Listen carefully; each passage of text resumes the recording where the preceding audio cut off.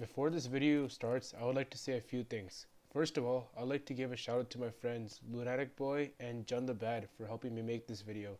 These guys were really helpful in the process of making this video, as they helped me edit the script and gave me some really good ideas for the video. And also, I would like to give a shout out to my friend Infer Reviews, who made me pursue this video because I was going to give it up before. So thank you for him for the motivation. Be sure to check all those three guys' channel out, as they make really high quality content. Also would like to apologize before this video starts if it's not the quality you would expect from C1997, as this is my first time making a video like this, and I really do apologize if it's not that good. Anyways guys, let's get started with the video. The TheMuteTroll's video, Geometry Dash YouTubers, skilled hackers opened the eyes to the community in 1.9 about speed hacking.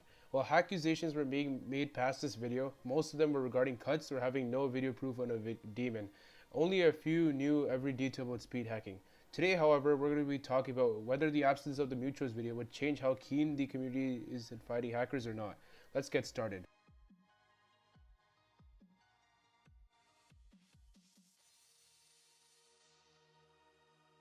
Before we talk about the effective players, I would like to mention that if the TheMuteTroll's video did not exist, I believe RobTop would not have updated the 2.0 to have an anti-cheat, as there would be no force or drive him to do so. Therefore, players may continue to cheat well into the update, as many people were not yet caught.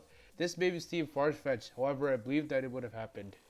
Now let's talk about the players. The first player I feel who would get heavily affected is Cyclic. Cyclic was perceived in the eyes of the Geometry Dash community as a legend, competing only against Riot and Andromeda, who we will talk about later. Some even suggested Cyclic was better than both players. Cyclic's reputation today still remains undamaged for the most part, with people still believing all of Cyclic's achievements were legitimate, besides Sonic Wave and the Hell Zone. His Cataclysm video, which showed him as the first victor, was even perceived by RobTop as legitimate when it was first released. He was also supposedly the first victor of the Ultimate Phase and Galactic Fragility.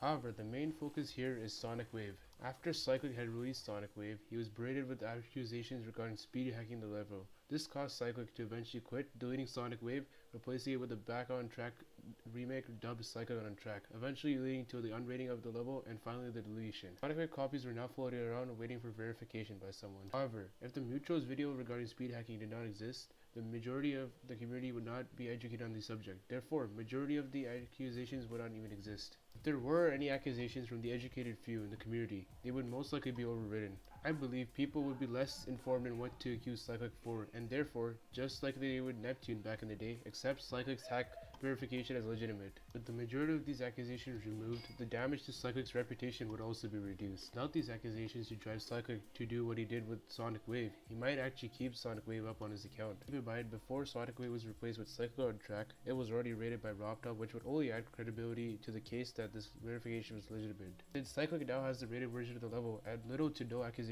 suggesting that he hacked it, there would be no longer a race to verify Sonic Wave. The effect of this is both Mifui, who crashed at 98%, and Sonics, who actually verified the level, may not become as popular as they did during their time. This is because both Sonics and Mifui's popularity spiked due to their association with Sonic Wave. Something that might be affected are Sonic Wave remakes, such as Sonic Wave Infinity, Sonic Wave Rebirth, and also Auditory Breaker. These remakes were created for players Riot, Mifui, and Serve respectively to verify their own versions of Sonic Wave. These remakes would no longer need to exist because they would be redundant, as the real level was already verified by Cyclic. Due to Cyclic Sonic Wave being verified before Bloodbath verification, I believe it would be the most feared extreme demon in the community during 1.9 era, because the Dark Blue version of Sonic Wave was harder than Bloodbath.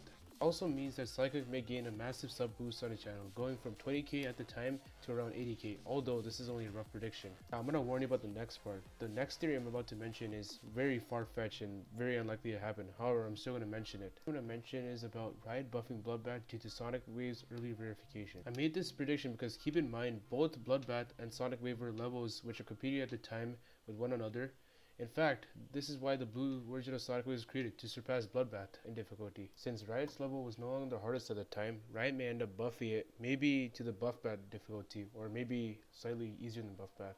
However, I have some major doubts about this theory. This is because Riot wanted to verify Bloodbath before 2.0 came out, and these buffs would have made Bloodbath so much harder for Riot to verify, therefore taking a longer time for him to verify the level. Therefore, this theory would only remain a major speculation. Now back to Cyclic. Cyclic still would have quit, however, due to school, but instead of deleting all his videos and the account with his rated levels, he still would have kept them. Another crucial level I wanted to talk about is Cyclic's remake of the Hell Zone.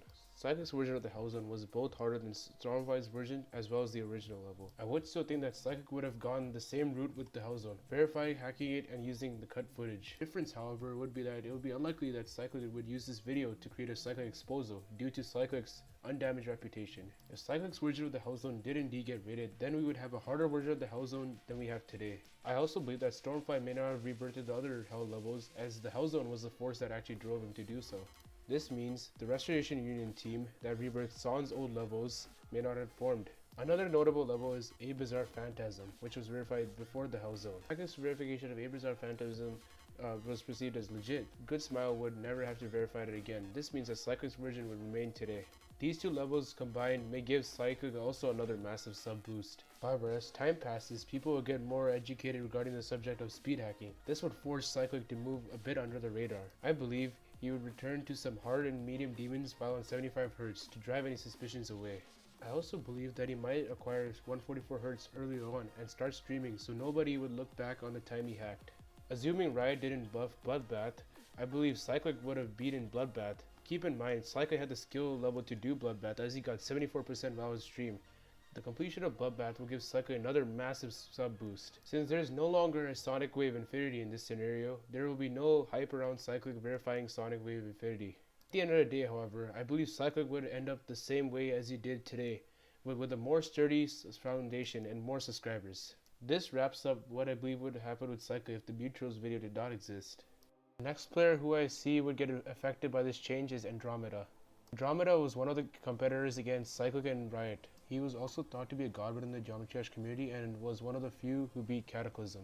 However, during mid-2015, suspicions were driven against him, questioning his legitimacy. He did disprove these suspicions temporarily by recording his full desktop while playing Ice Carbon Diablo X. Speaking of Ice Carbon Diablo X, Andromeda was supposedly the first victor of Ice Carbon Diablo X, a notoriously hard hacked level which was released by Roadbows. His footage was also perceived even more legit when compared to Riot's, since his flying seemed more natural compared to Riot's introduction of straight flying.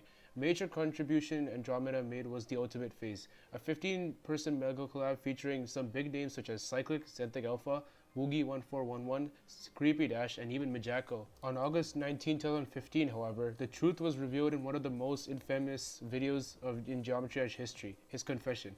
Many of his fans continued to support him. Some wanted him to rebeat his greatest hacked achievements, including Cataclysm, Ice Carbon Diablo X, and most importantly, the Ultimate Phase. However, I believe that if the TheMuteTroll's video did not exist, I believe Andromeda wouldn't have confessed. While some experienced players such as Zobros still would have accused him, I believe that they would be overshadowed by Andromeda's fans who still knew little to nothing about speed hacking due to the lack of the video's existence. As a result of this, another thing that I believe would happen is that the Ultimate Phase would never be nerfed. The nerf date to the Ultimate Phase was a result of Andromeda's verification now being known as hacked. While the nerf to the Ultimate Phase was hacked as well, it was after Andromeda's confession. Due to this lack of nerf update, I believe the Ultimate Phase would not see its first legitimate victor for a while, not counting Cyclic who hacked. Going back to Cyclic, however, in this reality, people would have perceived Cyclic as the first victor of the Ultimate Phase. The lack of a confession also means that there would be no drive for Andromeda to rebeat his hacked achievements. Therefore, he would have been considered the first official victor of Ice Carbon Diablo X. Like Cyclic, I feel that Andromeda too would eventually stop hacking, as the community becomes keen on detecting hacks. His content would be the exact same as he uploaded in 2.0, the silent levels, but not including the rebeats that he did on 144Hz. After the silent trend fades out of popularity, however, I believe that Andromeda may quit the game altogether or invest in a 144Hz monitor to become an even better player.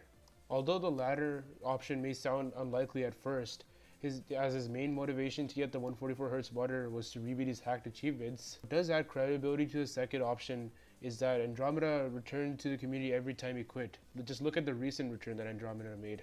If he did carry on with the second option, I believe that he would firstly take a break from YouTube in order to gain skill on 144Hz. The first demon that I believe he would upload on 144Hz would be the new version of Cataclysm, as around that time in 2.0, G-Boy released the update to Cataclysm. From there on, I believe Andromeda would start slaying other top demons, or even beating Bloodbath by Riot. Overall, the road for Andromeda can lead to two very distinct paths. The last player I would like to mention is Nubis. Despite Nubis being the person exposed in the TheMuteTroll's video, I believe without the TheMuteTroll's video, Nubis would still confess around the same time. I believe this because veteran players such as Michigan and Riot were the drive force behind his confession. These players had an idea about how the game's mechanics worked and would not need the video to make Nubis confess. Now I would like to talk about the future of exposals in general. I believe the TheMuteTroll's video is what inspired people to create public exposals on players instead of discussing whether a player hacks or not amongst themselves. The early exposals of players such as Rawzet and Lyra Bandicoot really do show how much the TheMuteTroll's video influenced how exposals were made back in the day, as well as the knowledge that it was used. More attention was paid to the overposting as well as suspicious movements due to the TheMuteTroll's videos. Exposals will still come if the TheMuteTroll's video did not exist, there is no doubt. However, I believe they would be introduced later on in the community, maybe by a veteran Geometry Dash player. I believe, however, without the TheMuteTroll's video, exposals will evolve slower. Same thing could be said about speed hacking. The TheMuteTroll's video exposed the most obvious form to catch speed hacking, which is orbs not posting. I believe without this drive to enhance hacking methods, hackers would not evolve as fast, as the community would not be as keen in catching them. Thank you for taking your time to watch this video, guys, till the end. I really do appreciate it. Once again, I do apologize if this video was not good as C's Geometry Dash theories, as I'm not really good at making these types of videos. Guys, before you all go, please be sure to check out the people I mentioned who helped me make this video, as it will mean a lot to me if you check those guys out. Those guys have really good content on their YouTube channels. Anyway guys, I hope you guys did enjoy this video. I'll see you all next time. Peace out.